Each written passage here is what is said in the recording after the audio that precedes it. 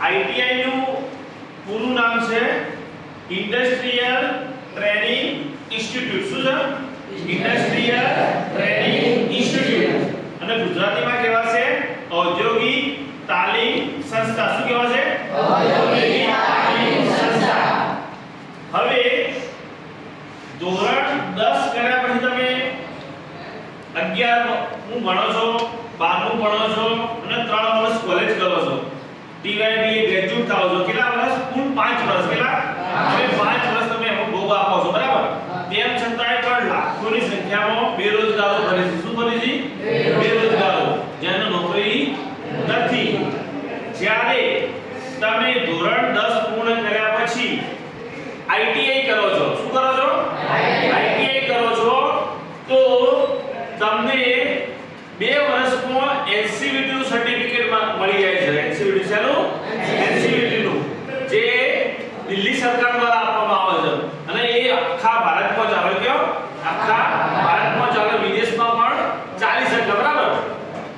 હવે આઈટીઆઈ કરેલો છોકરો ક્યાંય રખડતો નથી. કોઈ પણ કંપનીમાં એને નોકરી પણ મેળવી શકે છે અને પોતાની રોજગારી પણ મેળવી શકે છે. પોતાનો ધંધો કરવો તો પણ કરી શકે છે, પોતે બોસ બની શકે છે, બરાબર? આઈટીઆઈ એટલે શું?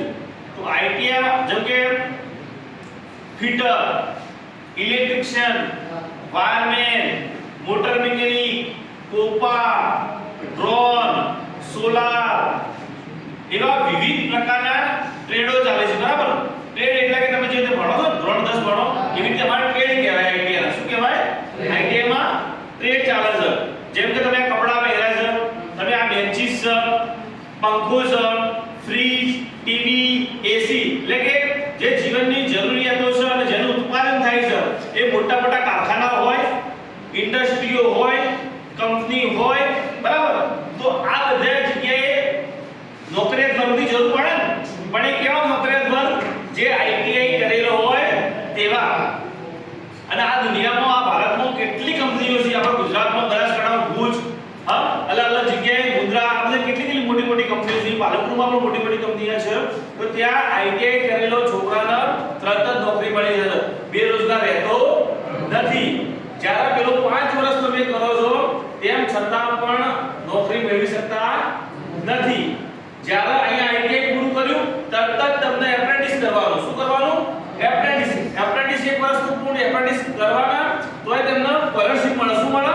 સ્કોલરશિપ મળે. 7 થી 15,000 આસપાસ તમને સ્ટાઇપન્ડ મળે છે એપ્રેન્ટિસ દરમિયાન. અને એ પૂર્ણ કર્યા પછી તમને તરત જ કંપનીમાં પણ જોબ મળી જાય છે. ઓએનજીસી, રેલવે જેવી સારી સારી સરકારી ભરતીઓમાં પણ તમને જોબ મળે. જ્યારે પેલો 5 વર્ષ કર્યા છતાં પણ વિદ્યાર્થી બેરોજગાર થાય છે, જ્યારે અહીંયા થતો નથી. તો હવે ધોરણ 10 નું જ્યારે પરિણામ જાહેર થશે એના પછી તરત જ ગુજરાતની બધી જ આઈટીઆઈ માં એડમિશન ચાલુ થઈ જશે. શું થશે? એડમિશન ચાલુ થશે. વહેલા તકે તમે એડમિશનનું ફોર્મ ભરી કાઢજો, બરાબર? પછી ધોરણ 10 પાસ કરીને તમે આઈટીઆઈ કરો છો તો 12 સમકક્ષનું પ્રમાણપત્ર પણ મળે છે. શું? 12 સમકક્ષનું પ્રમાણપત્ર પણ મળે છે.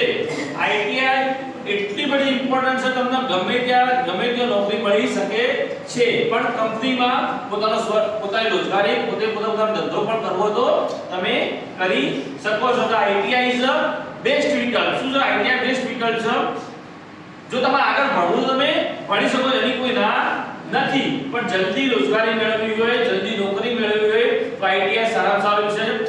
આઈટીઆઈ માં અલગ અલગ ફિલ્ડના અલગ અલગ ટ્રેડો છે, બરાબર?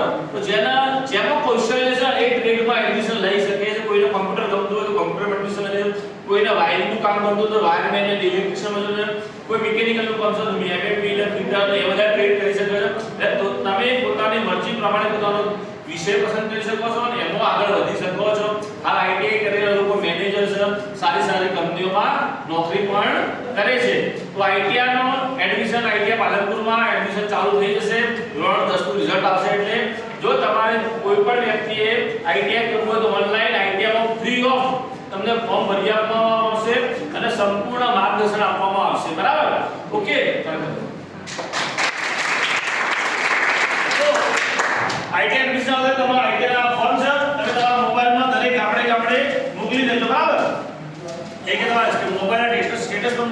બરાબર લંબાઈ છે તો દરેક જણ એટલે એક સ્કેલર મૂકી દઉં ઓકે